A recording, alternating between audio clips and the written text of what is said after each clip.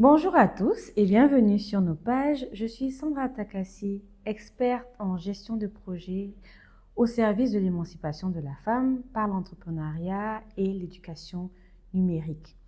Si les thématiques que je viens d'évoquer vous parlent, si vous souhaitez avoir plus d'astuces ou en savoir un peu plus sur le métier de gestionnaire de projet ou alors même en savoir un peu plus sur le secteur de l'autonomisation de la femme et des projets à impact, vous êtes à la bonne page. Restez connectés, abonnez-vous, likez, commentez et n'hésitez pas à nous partager des thématiques que vous souhaiteriez que nous développions ensemble.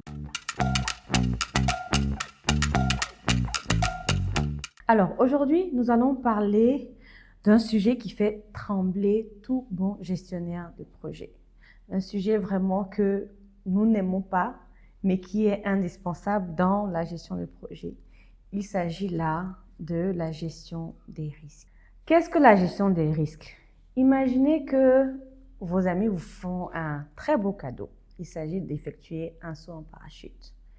Vous prenez l'hélicoptère, vous montez dans les cieux et au moment de sauter, vous vous rendez compte que votre parachute n'a pas de filet de secours. Est-ce que vous serez confortable pour quand même sauter dans le vide? Je ne crois pas. La gestion des risques, c'est le même principe. Pour tout projet, vous devez prévoir ce que nous appelons des plans B. Et pour pouvoir parler de la gestion de projet et de la gestion des risques de manière précise, il est important de garder en tête qu'il y a différentes étapes, différentes choses à identifier afin de pouvoir mieux gérer ces risques-là. Le premier élément en matière de gestion de risques, c'est le fait d'identifier donc les 10 risques en question. Il est important de pouvoir, dans tout démarrage de projet, faire une liste très exhaustive de tous les imprévus potentiels que vous pourriez rencontrer lorsque vous allez exécuter votre projet. Cette étape fondamentale vous permet d'anticiper déjà les problèmes avant qu'ils ne deviennent de réelles crises et de pouvoir justement anticiper éventuellement les éléments qui vont vous permettre de minimiser leur impact sur le succès de votre projet. La deuxième étape clé, c'est de pouvoir évaluer l'effet de ces risques-là sur le succès ou non de votre projet. Très concrètement, l'idée est là de pouvoir attribuer à chaque risque que vous avez listé une probabilité de réalisation et une note qui va illustrer à quel point ce risque aura ou non un impact sur votre projet.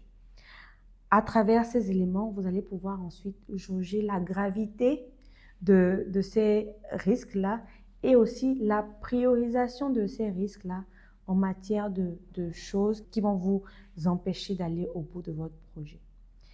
Une fois que vous avez fait cette étape, la troisième étape consiste à identifier des solutions.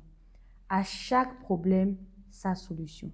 À chaque problème, son plan B. Vous devez donc, toujours sur cette même liste, écrire les possibilités de solutions auxquelles vous pensez qui vont vous permettre de contrer ce risque et donc de minimiser l'impact de ce risque sur votre projet. Et vous allez devoir décrire exactement comment est-ce que ces solutions vont pouvoir être déployées au cas où ce risque survient dans votre projet. Enfin, la quatrième étape, toujours fondamentale, c'est de faire le suivi de ces risques-là. Faire un suivi et une mise à jour régulière. Au fur et à mesure que votre projet évolue, vous allez vous rendre compte qu'il y a des réalités qui sont en train d'apparaître que vous n'aviez pas au démarrage de votre projet et qu'il est important de tenir en considération. Donc, il est important de mettre à jour régulièrement votre liste de risques de sorte à ce que vous puissiez anticiper aussi pour ces nouveaux risques les solutions que vous pourriez mettre afin de pallier à leur influence sur votre projet. Une fois que vous avez mis à jour de manière régulière, c'est de faire ce suivi-là de manière constante et de vous assurer toujours que les solutions que vous avez mises restent pertinentes par rapport à l'état d'évolution de votre projet. Voilà les 4 étapes qui vous permettront de mitiger le risque, comme je disais précédemment, de sorte à ce qu'il ne devienne pas une crise. Car une crise en gestion de projet, c'est vraiment un moment délicat qui peut réellement mettre en péril tous les efforts qui ont été consentis dans les étapes précédentes de la gestion du projet. Alors, une anecdote que j'aimerais bien vous partager aujourd'hui en matière de gestion des risques. Il y a quelques années, j'avais à ma charge d'organiser un événement qui allait permettre de faire le lancement du projet sur lequel nous étions en train de travailler. C'était un événement d'envergure, nous attendions énormément de personnes et comme à mon habitude, j'ai pris les taureaux par les cornes, j'ai tout planifié comme il fallait. Nous avons sélectionné le lieu, nous sommes assurés de tous les paramètres à prendre en compte pour que dans le lieu, l'événement se passe comme prévu. Sauf qu'il y a une chose que nous n'avions pas anticipée. Bien sûr, nous avions compté sur le fait que nous étions dans un mois de l'année où il n'y avait pas de pluie a priori et nous avions prévu d'organiser cet événement en plein air pour justement profiter du soleil. Et manque de chance, ce jour, les nuages n'ont pas été en notre faveur. Le risque était donc de se voir en pleine cérémonie d'ouverture, de lancement, avec des orages, des fortes pluies qui allaient nous tomber sur la tête. Malheureusement, dans ce cas de figure, le lieu que nous avions choisi n'avait pas d'endroit couvert. Donc, c'était vraiment là un scénario catastrophe. Donc, de manière très rapide, de manière vraiment agile, nous avons essayé d'identifier différents prestataires qui allaient nous permettre de réaliser une structure en 2 heures de temps, puisque nous devions être prêts avant 15 heures de l'après-midi afin de pouvoir accueillir les premiers invités à notre événement. Donc, il nous a fallu identifier ces prestataires, trouver les plus réactifs et pouvoir déployer ce plan B de sorte à ce que cet événement puisse être maintenu dans les meilleures conditions possibles. À ce moment-là, je n'étais pas forcément très attentive à tous ces sujets concernant la gestion de risques, etc.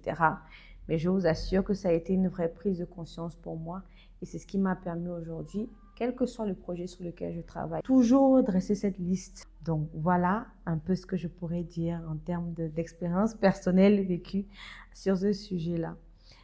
C'était tout pour aujourd'hui. Merci encore d'être resté jusqu'au bout de cette vidéo. Pour résumer, je dirais que la gestion de risque reste une étape fondamentale également dans la gestion de projet. Il est important pour vous de tenir compte de cette étape. Si vous avez des commentaires, suggestions de sujets que vous souhaiteriez que nous abordions, que ce soit lié à la gestion de projet, à l'entrepreneuriat féminin, à l'éducation numérique et digitale, n'hésitez pas à nous les partager dans les commentaires. Restez connectés sur nos pages. Dans une prochaine vidéo, nous allons aborder la thématique de la communication efficace en matière de gestion de projet. Merci et à très bientôt sur nos pages.